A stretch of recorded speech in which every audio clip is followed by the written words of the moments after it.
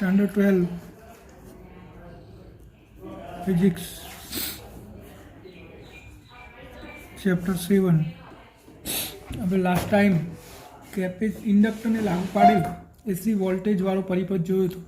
આજે આપણે કેપેસિટરને લાગુ પાડેલ એસી વોલ્ટેજ જોઈશું. કેપેસિટરને લાગુ પાડેલ એસી વોલ્ટેજ. આપણે અહીંયા એક કેપેસિટર લઈશું જેની સાથે એસી સોર્સ જોડી દઈશું. આપણું એક કેપેસિટર છે એની સાથે આપણે એક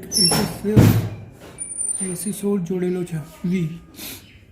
તો આ કેપેસિટરને લાગુ પાડેલ voltage V is equal to VM sine omega t, એટલે કે વોલ્ટેજ સાઇન વિધેય અનુસાર બદલાય છે. હવે કેપેસિટરને જ્યારે આ એસી વોલ્ટેજ છોડવામાં આવે ત્યારે કેપેસિટરની અંદર વિદ્યુત પ્રવાહ પસાર થાય છે થોડા સમય માટે, અને પરિણામે કેપેસિટર વિદ્યુત ભારિત થાય છે. જેમ જેમ કેપેસિટર પરનો ચાર્જ વધતો જાય તેમ તેમ કેપેસિટરના બે છેડા વચ્ચેનો વિદ્યુત સ્થિતિમાનનો તફાવત પણ વધતો જાય છે. પરિણામે એ વિદ્યુત પ્રવાહના વધારાનો વિરોધ કરે છે, અને જ્યારે કેપેસિટર સંપૂર્ણ ચાર્જ થઈ જાય ત્યારે પ્રવાહ ઘટીને લગભગ શૂન્ય થઈ જાય છે. પરંતુ આ એસી સોર્સની અંદર એસીના એક અર્ધચક્ર દરમિયાન કેપેસિટર ચાર્જ થાય અને એના બીજા અર્ધચક્ર દરમિયાન, કારણ કે એસી સાઇન વિધેય અનુસાર બદલાય છે, એટલે કે અડધા ચક્ર દરમિયાન કેપેસિટર ચાર્જ થાય તો અડધા ચક્ર દરમિયાન કેપેસિટર ડિસ્ચાર્જ થાય છે, અને આમ ચાર્જ ડિસ્ચાર્જ થયા કરે છે. હવે ધારો કે ટી સમયે કેપેસિટર પરનો વિદ્યુતભાર ક્યુ હોય તો વી ઇઝ ઇક્વલ ટુ શું થાય? ક્યુ અપોન સી. હવે આપણે આ બંધ પરિપથ માટે કિર્ચોફનો નિયમ લાગુ પાડીએ તો વી માઇનસ કેપેસિટરના બે છેડા વચ્ચેનો વિદ્યુત સ્થિતિમાનનો તફાવત ક્યુ અપોન સી. હતા ત્યાંના ત્યાં આવી ગયા તો પાછા 0. તો વીની જગ્યાએ VM સાઇન ઓમેગા ટી, અને આપણે આને આ બદલાવી દઈએ તો ક્યુ બાય સી. તો therefore Q is equal two C VM sine omega T. આપણે આઈ શોધવો છે તો આપણે વિકલન કરી દઈએ આઈ ટીની સાપેક્ષ. તો dq by dt is equal to d by dt CVM sine omega t. dq by dt એટલે તો પ્રવાહ થઈ ગયો I is equal to C constant VM constant sine omega ટીનું વિકલન થાય cos omega t into omega. therefore I is equal to C omega VM cos omega t. હવે cos omega ટીની જગ્યાએ આપણે ભૂમિતિનો ઉપયોગ કરીએ તો કોસ ઓમેગા ટીની જગ્યાએ આપણે શું લખી શકીએ? Sine omega T plus pi by 2. Pi by 2નો ફેરફાર તો વિધેય બદલાઈ જાય, કોસનું સાઇનનું કોસ થઈ જાય, એટલે હતું એમના એમ. તો આપણે આ વેલ્યુને ટ્રાન્સફર કરીએ તો I is equal to omega C VM, અને કોસ ઓમેગા ટીની જગ્યાએ આપણે લખી દઈશું sine omega T plus pi by 2. તો આની જગ્યાએ આપણે શું લખી શકીએ? IM. તો I is equal to IM sine omega T plus pi by 2, જ્યાં IM is equal to omega C VM. અને આપણે આ રીતે પણ લખી શકીએ IM is equal to VM by 1 upon omega C. એટલે આને આપણે ઓમના નિયમ સાથે સરખાઈ શકીએ IM is equal to V upon R સાથે, એટલે કે R પરિપથમાં R જે કામ કરે છે એવું જ કામ કેપેસિટરવાળા પરિપથમાં 1 અપોન ઓમેગા સી કરે છે, અને 1 અપોન ઓમેગા સીને કેપેસિટરનું કેપેસિટિવ રિએક્ટન્સ XC કહે છે. તો XC બરાબર શું થશે? 1 અપોન ઓમેગા સી. XCની જગ્યાએ XC બરાબર શું થશે? 1 અપોન ઓમેગા સી. તો આપણે અહીંયા XC લખી દઈએ તો IM બરાબર VM બાય XC. તો જો અહીંયા XC એ R જેવું જ છે. XC કેવું છે? R જેવું જ. I is equal to V upon R. R જેવું જ છે. તો XCનું પરિમાણ પણ R જેવું જ હોય છે, એટલે કે એનો એકમ ઓમ છે. અવરોધનો એકમ ઓમ, તો XCનો એકમ પણ શું થાય? ઓમ જ થાય છે. અને આ XC એ પરિપથમાં પ્રવાહને નિયંત્રિત કરવાનું કામ કરે છે. જેવી રીતે અવરોધ પણ પ્રવાહને નિયંત્રિત કરવાનું કામ કરે છે, એવી જ રીતે આ કેપેસિટિવ રિએક્ટન્સ પણ પરિપથમાં પ્રવાહને નિયંત્રિત કરવાનું કામ કરે છે. હવે આપણે બંને સમીકરણો જોડે લખી દઈએ તો V બરાબર VM સાઇન ઓમેગા ટી, અને પ્રવાહનું સૂત્ર શું આવ્યું? I is equal to IM sine omega T plus pi by 2. ફરક શું આવ્યો? તો વોલ્ટેજ કરતાં પ્રવાહની કરા π/2 જેટલી વધારે છે, એટલે આપણે એવું કહી શકીએ કે માત્ર કેપેસિટર ધરાવતા પરિપથમાં પ્રવાહ વોલ્ટેજ કરતાં π/2 જેટલો આગળ હોય છે. હવે આપણે એનું ફેઝર દોરીએ તો અહીંયા પ્રવાહ આગળ છે, તો આપણે પ્રવાહ દર્શાવી દઈએ આ રીતે. આ પ્રવાહ આપણો અને આ આપણો વોલ્ટેજ છે. હજુ આ આઈ અને આ આપણો વી. કેટલો આગળ છે વોલ્ટેજ? અરે સોરી, પ્રવાહ π/2 જેટલો. તો આપણે અહીંયા ફેઝર દર્શાવીએ તો આ આપણો વી થશે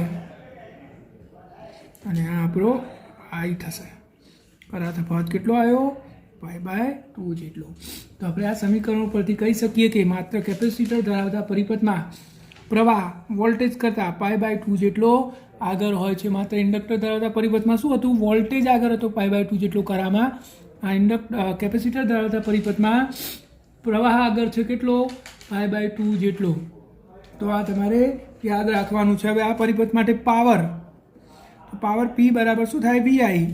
V એટલે VM sin ઓમેગા ટી અને I એટલે IM sin omega T plus π/2.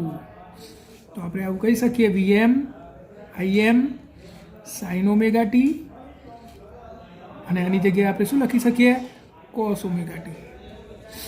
તો આની જગ્યાએ આપણે સૂત્ર આગળ વાપર્યું છે VM/IM/2 sin 2 ઓમેગા ટી, કારણ કે sin 2 ઓમેગા ટી બરાબર શું થાય? 2 sin omega T cos omega T.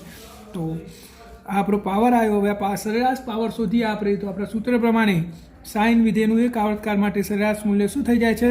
0. તો આખું 0 થઈ જશે, એટલે કે અહીંયાથી વપરાતો પાવર અથવા તો વ્યય થતો પાવર 0 હોય છે. કેપેસિટરમાં, ઇન્ડક્ટરમાં એવું હતું અને કેપેસિટરમાં પણ એવું થયું કે અહીંયા વેસ્ટ થતો પાવર શું હોય છે? 0 હોય છે. આપણે પાછળ સમજીશું કેવી રીતે 0 થાય છે, પરંતુ અત્યારે હાલ તમારે યાદ રાખવાનું, ઇન્ડક્ટર અને કેપેસિટર બંનેમાં વ્યય થતો પાવર 0 છે, એટલે આને વોટલેસ પ્રવાહ પણ કહેવામાં આવે છે. આ બે પરિપથમાં વહેતા પ્રવાહને શું કહેવાય?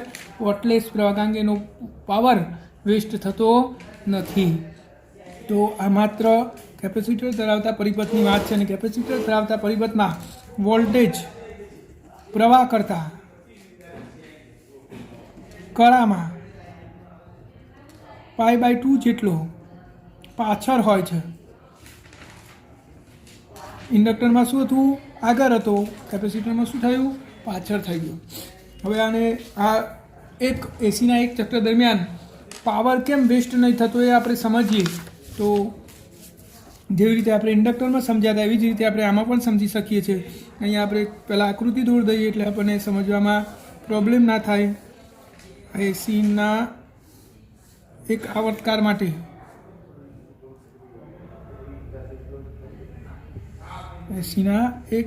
માટે આપણે અહીંયા ગ્રાફ દોરીશું.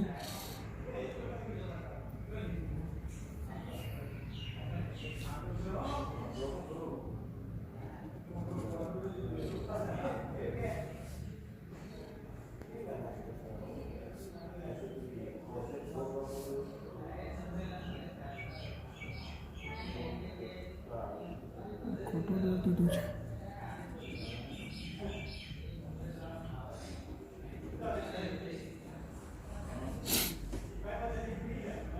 આ આપણો આઈ છે અને આપણો વી. આઈ વી કરતાં કરામાં π/2 જેટલો આગળ છે. 0, 1, 2, 3 અને 4 આ 4 કિસ્સાઓ છે. અને આપણો પરિપથ અહીંયા દોરી દઈએ તો આ કેપેસિટર અને આ આપણો એસી સોર્સ. આ કેપેસિટરની એ પ્લેટ, આ કેપેસિટરની બે પ્લેટ. તો હવે આપણે 0 થી 1 વાળી સ્થિતિની વાત કરીએ તો 0 થી 1 વાળી સ્થિતિમાં આપણે જાણીએ છીએ કે શરૂઆતમાં પ્રવાહ પસાર થાય છે, એટલે કે પ્રવાહ વહે છે. અને 0 થી 1 સુધીમાં પ્રવાહ શું થઈ જાય છે? 0 થી 1 સુધીમાં પ્રવાહ મહત્તમથી ઘટીને 0 થઈ જાય છે. પ્રવાહ શું થાય છે? 0 થી 1 વાળી સ્થિતિમાં મહત્તમ હોય છે, ત્યાંથી ઘટીને 1 સુધી પહોંચે ત્યાં સુધી 0 થઈ જાય છે. પરિણામે આ પ્લેટ એ ધન વિદ્યુત ભારિત અને પ્લેટ બી ઋણ વિદ્યુત ભારિત થાય છે. અને કેપેસિટરની પ્લેટ પર વિદ્યુતભાર જમા થતો જાય છે, એટલે કે એ પ્લેટ ઉપર ધન વિદ્યુતભાર અને બીજી પ્લેટ ઉપર ઋણ વિદ્યુતભાર. અને વોલ્ટેજનું શું થાય છે?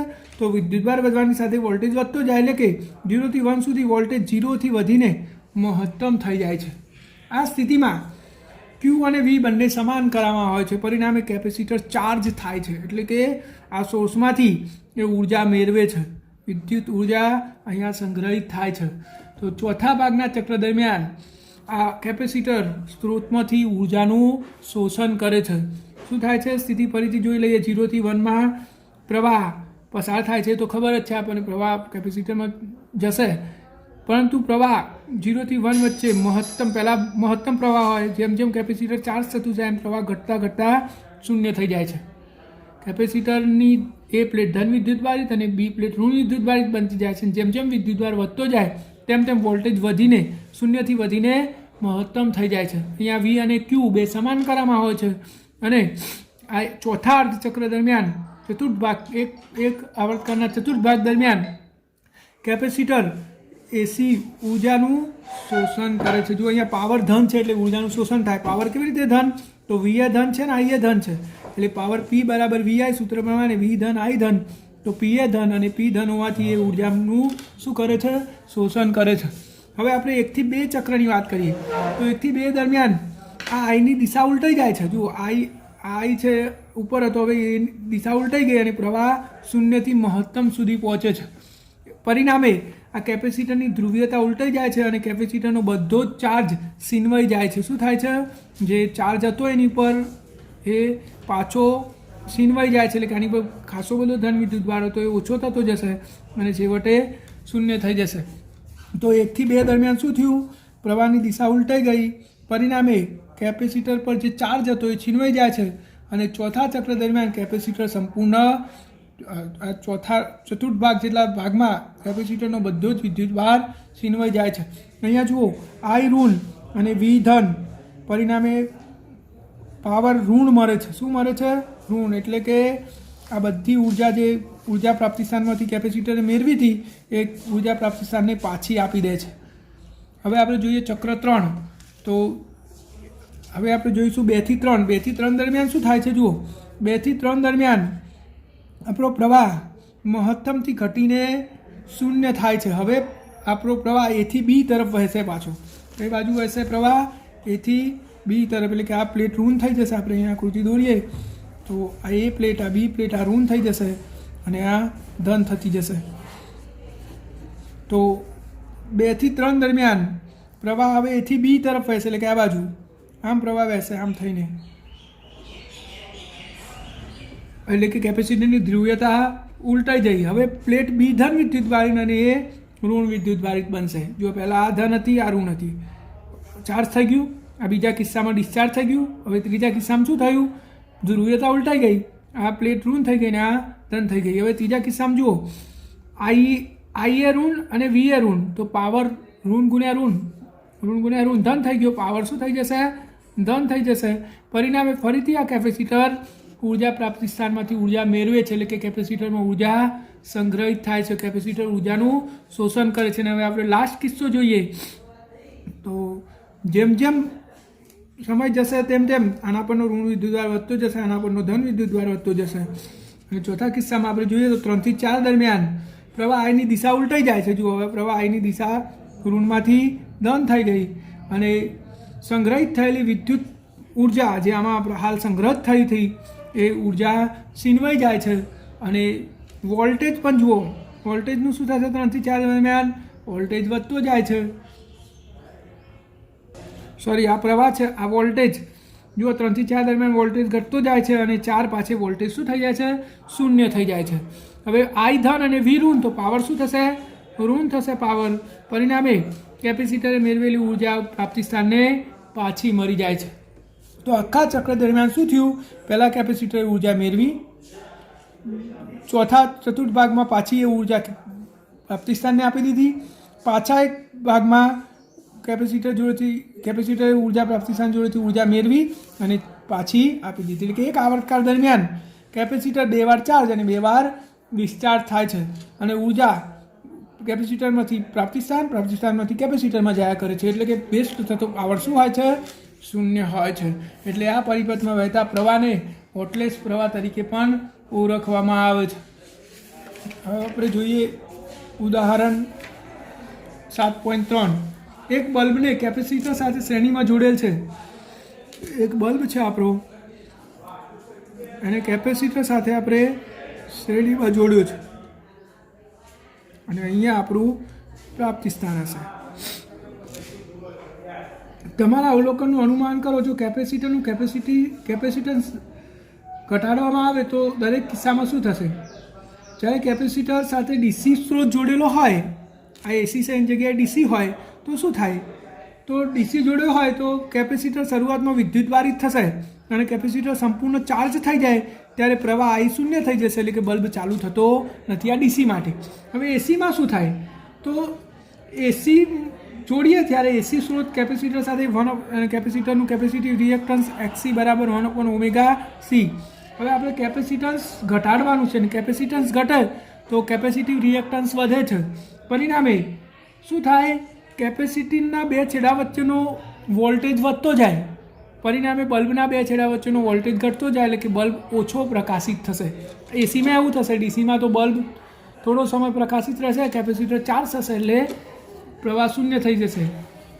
હવે જોઈએ આપણે ઉદાહરણ 7.4. 250 વોલ્ટ અને 50 હર્ટ્ઝના સ્ત્રોત સાથે 15 માઇક્રોફેરેડનું કેપેસિટર જોડવામાં આવેલ છે. પરિપથમાં કેપેસિટિવ રિએક્ટન્સ અને પ્રવાહનું મૂલ્ય શોધો. આપણે કેપેસિટિવ રિએક્ટન્સ એટલે XC 1/ωc. 1/ωની જગ્યાએ 2πf × C આપણે કિંમતો મૂકી દઈએ. 2 × 3.14 × 50 × 15 માઇક્રો એટલે 10⁻6. તો જવાબ આવશે 212 ઓમ. XC કેટલો આવ્યો? 212 ઓમ આવ્યો. હવે બીજું શું શોધવાનું છે આપણે? તો પ્રવાહ I બરાબર V/XC. V છે 220 અને XC છે 212. જવાબ આવ્યો 1.04 એમ્પિયર. આ IRMS આવ્યો. આપણે IM શોધવું હોય એટલે કે મહત્તમ પ્રવાહ, તો મહત્તમ પ્રવાહ એટલે √2I, એટલે કે 1.41 × 1.04, તો જવાબ થશે 1.47 એમ્પિયર. તો આ મહત્તમ 1.47 પ્લસ અને પ્લસ અને -1.47 વચ્ચે પ્રવાહ દોલન કરશે. આ રીતે પ્રવાહ દોલન કરશે. આ પ્લસ 1.47 અને આ -1.47 વચ્ચે પ્રવાહ દોલન કરે છે. હવે આપણને એ પૂછ્યું છે કે આવૃત્તિ બમણી કરી દેવામાં આવે. આ આવૃત્તિ બમણી કરી દઈએ તો શું થાય? તો જો આવૃત્તિ બમણી કરો તો કેપેસિટિવ રિએક્ટન્સ અડધું થઈ જાય, અને કેપેસિટિવ રિએક્ટન્સ અડધું થઈ જાય તો પ્રવાહ બમણો થઈ જાય છે. તો આપણું ઉદાહરણ એટલે પૂરું થાય છે. હવે આપણે આગળની થિયરી જોઈએ એ પહેલાં થોડું રિમાઇન્ડર કરી લઈએ. માત્ર અવરોધવાળો પરિપથ હોય, માત્ર અવરોધ, તો V અને I સમાન કરામાં હોય. માત્ર ઇન્ડક્ટર હોય તો V I કરતા કળામાં π/2 જેટલો આગળ હોય, અને માત્ર કેપેસિટર વાળો પરિપથ હોય તો V I કરતા કળામાં π/2 જેટલો પાછળ હોય છે. આપણે આટલું જોયેલું છે. હવે આપણે જોઈશું LCR શ્રેણી પરિપથ.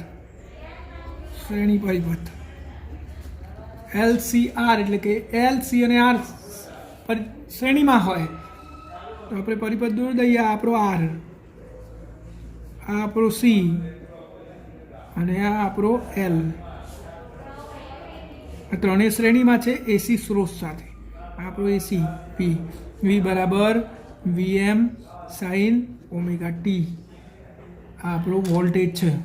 હવે આપણે આ પરિપથ માટે ફેઝર દોરવાનો છે. આપણે માત્ર અવરોધ માટે જોયો, માત્ર કેપેસિટર માટે જોયો, માત્ર ઇન્ડક્ટર માટે જોયો. હવે આ ત્રણેય શ્રેણીમાં હોય ત્યારે શું થાય એ આપણે આ પરિપથમાં સમજવાનું છે. જુઓ, અવરોધના બે છેડા વચ્ચે વોલ્ટેજ એટલે VR કહી દઉં એને તો શું થાય IR V is equal two IR સૂત્ર પ્રમાણે. એવી જ રીતે કેપેસિટરના બે છેડા વચ્ચે VC તો શું થાય કેપેસિટરના બે છેડા વચ્ચે એટલે Q/C અને ઇન્ડક્ટરના બે છેડા વચ્ચે એટલે VL is equal two LdI/dt. આપણે ત્રણેયના વિદ્યુત સ્થિતિમાનના તફાવત ખબર છે, આપણે અગાઉના ચેપ્ટરમાં એ ભણી ગયા છે.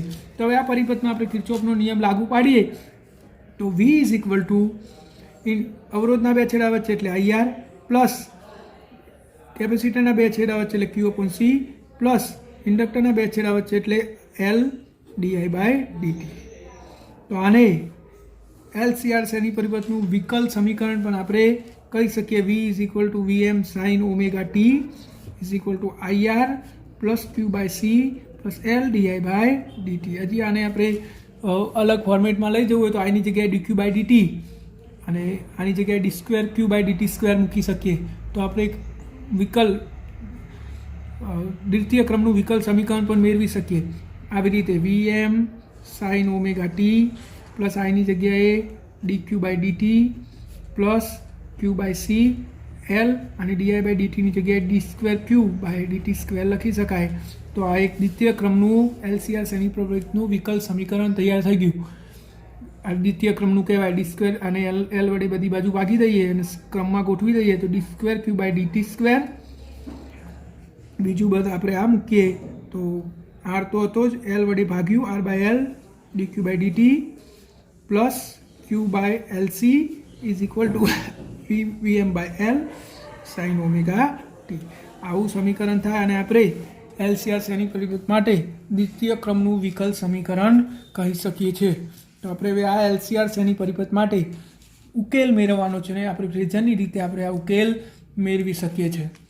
તો આપણે અગાઉ જે જોયું એ પ્રમાણે કે ભાઈ માત્ર અવરોધવાળું પરિપથ હોય તો V અને I સમાન કરામાં હોય, માત્ર ઇન્ડક્ટરવાળો પરિપથ હોય તો V I કરતાં π/2 જેટલો કરામાં આગળ હોય અને માત્ર કેપેસિટરવાળું પરિપથ હોય તો V I કરતાં કરામાં π/2 જેટલો પાછળ હોય છે. હવે આપણે ધારી લઈએ કે ધારો કે આ પરિપથમાં પ્રવાહ વોલ્ટેજ કરતાં કરામાં phi જેટલો તફાવત ધરાવે છે. કેટલો એટલે I = Im sin omega t plus phi, જ્યાં phi એ સ્ત્રોત માટે એટલે કે આપણા AC સ્ત્રોત માટે વોલ્ટેજ અને પ્રવાહ વચ્ચેનો કરા તફાવત છે. હવે આપણે આનો ફેઝર દોરવાનો છે. ફેઝર દોરીએ પહેલાં કેટલીક બાબતો સમજી લઈએ કે આ LCR શ્રેણી પરિપથમાં શ્રેણી છે જો L, C અને R ત્રણેય શ્રેણીમાં છે અને શ્રેણીમાં પ્રવાહ હંમેશા બધામાં સમાન હોય એટલે કે પ્રવાહનો કંપવિસ્તાર અને કરા સમાન હોય છે એટલે કે ત્રણેયમાંથી પસાર થતા પ્રવાહનું મૂલ્ય સમાન હોય છે. આવું આપણે ત્રીજા ચેપ્ટરમાં ભણી ગયા છે કે શ્રેણી જોડાણમાં દરેકમાંથી પસાર થતો પ્રવાહ સમાન હોય એટલે કે I ત્રણેય માટે સમાન હશે. એટલે કે આપણે IR is equal two IC મૂકવાનું ત્રણેય સમાન છે તો ત્રણેય અલગ અલગ મૂકવાની જગ્યાએ ત્રણેયનો પ્રવાહ I વડે દર્શાવીશું. એટલે કે I એ પ્રવાહ રજૂ કરશે, VL એ ઇન્ડક્ટરના બે છેડા વચ્ચેનો વિદ્યુત સ્થિતિમાનનો તફાવત, VC એ કેપેસિટરના બે છેડા વચ્ચેનો વિદ્યુત સ્થિતિમાનનો તફાવત, VR એ અવરોધના બે છેડા વચ્ચેનો વિદ્યુત સ્થિતિમાનનો તફાવત અને V એ આપણા ઉર્જા પ્રાપ્તિ સ્થાનના બે છેડા વચ્ચેનો વિદ્યુત સ્થિતિમાનના તફાવતને રજૂ કરે છે. હવે આપણે ફેઝર દોરીએ તો ફેઝર દોરીએ માટે આપણે આ ત્રણ બાબતો ઉપરની જે ત્રણ બાબતો છે યાદ રાખવાની એટલે આપણને સરળતાથી ફેઝર દોરતા આવડી જાય. તો આપણે ફેઝર દોરવાની શરૂઆત કરીએ તો આ આપણો V છે, VR અવરોધના બે છેડા વચ્ચેનો વિદ્યુત સ્થિતિમાનનો તફાવત.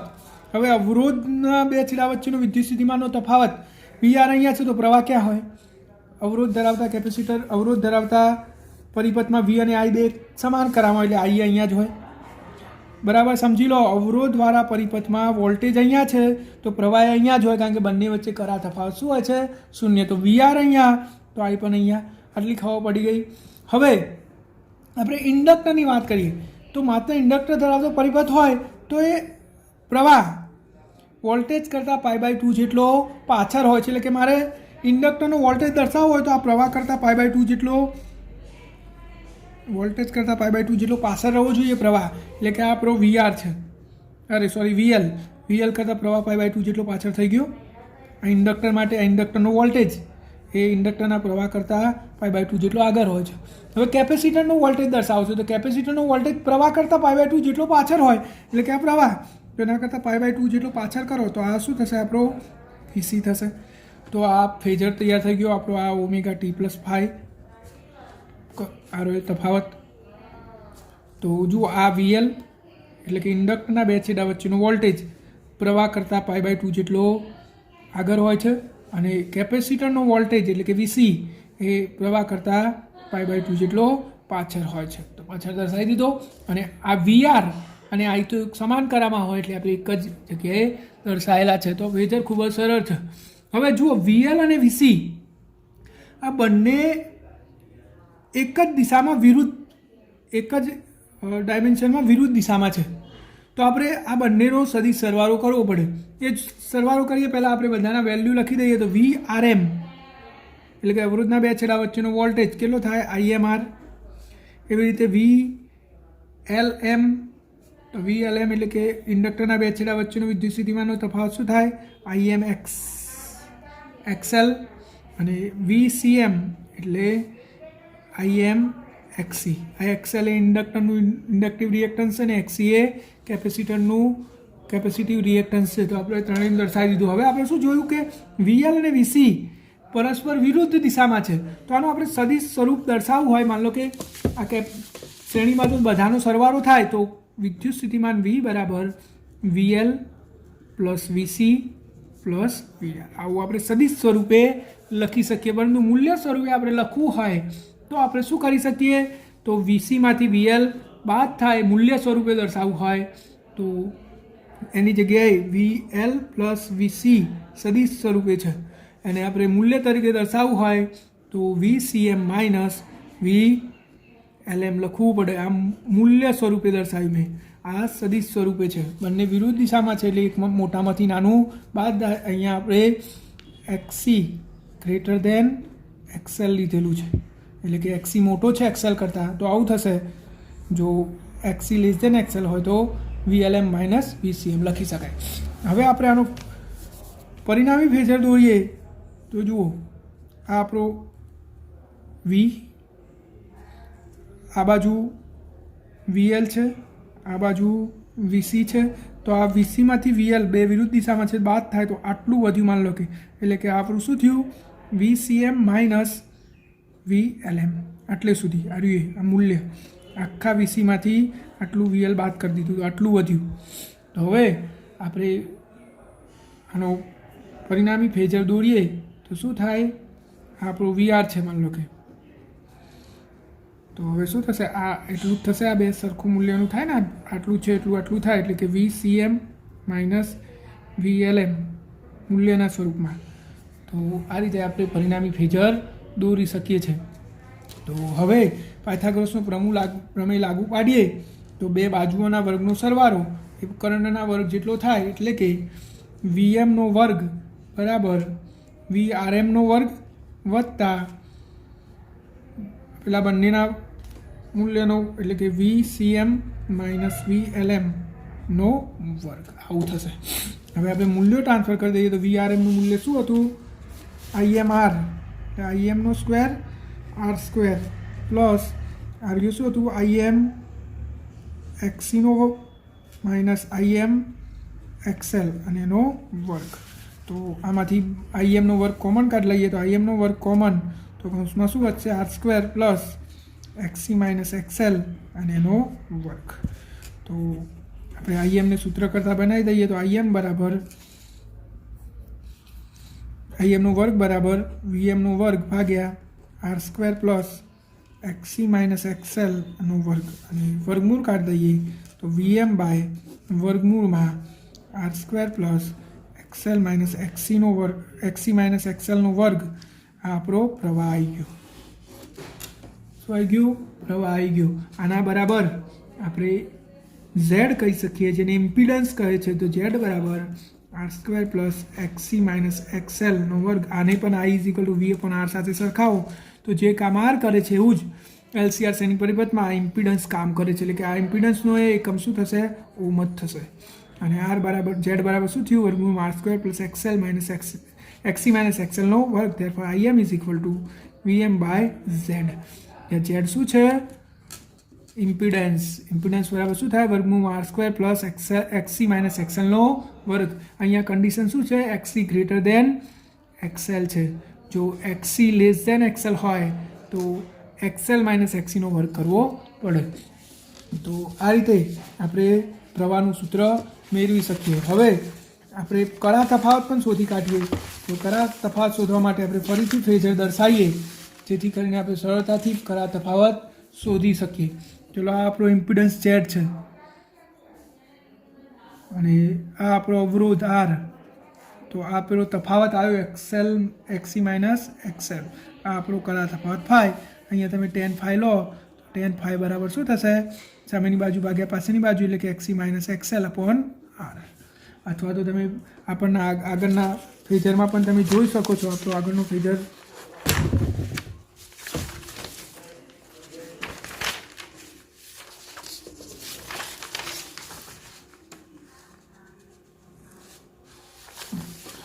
આગળનું ફેઝર છે એમાંથી પણ તમે tan phi લાગુ પાડી શકો. આપણો phi હતો તો અહીંયા તમે phi લો તો tan phi બરાબર અહીંયા લખું છું tan phi બરાબર શું થશે? VCM માઇનસ આપણું ફેઝર VCM માઇનસ VLM ભાગ્યા શું થાય? R. તો આ રીતે આપણે કળા તફાવત શોધી શકીએ છીએ. તો આ પણ આપણી ગણતરી પરથી આપણે એવું કહી શકીએ કે જો XC ગ્રેટર દેન XL હોય તો વોલ્ટેજ આ LCR શ્રેણી પરિપથમાં વોલ્ટેજ પ્રવાહ કરતાં કળામાં phi જેટલો પાછળ હોય છે. કોણ પાછળ આવ્યું? વોલ્ટેજ. ક્યારે? XC ગ્રેટર દેન XL હોય ત્યારે વોલ્ટેજ પ્રવાહ કરતાં કળામાં phi જેટલું પાછળ હોય છે. અને જો XC લેસ દેન XL હોય તો પ્રવાહ આગળ થઈ જશે એટલે કે વોલ્ટેજ phi જેટલો આગળ થઈ જાય. આ યાદ રાખવાની કન્ડિશન તમારે. તો આ આપણો LCR શ્રેણી પરિપથનો ફેઝરની રીતે ઉકેલ થયો. હવે આપણે phi વેલ્યુ પણ શોધી. હાલ phi બરાબર શું આવ્યું? tan inverse XL minus XC XC minus XL upon R. આપણો કળા તફાવત. જો XC less than greater than XL હોય તો પ્રવાહ આગળ અને XC લેસ દેન XL હોય તો વોલ્ટેજ આગળ. કેટલો? આટલો. તો આ LCR શ્રેણી પરિપથનો ફેઝરની રીતે ઉકેલ થયો. આપણે એનો ફેઝર ડાયાગ્રામ દોરવો હોય જોઈએ તો આપણે XC ગ્રેટર દેન XL માટે દોરીએ તો આપણો આવો થશે.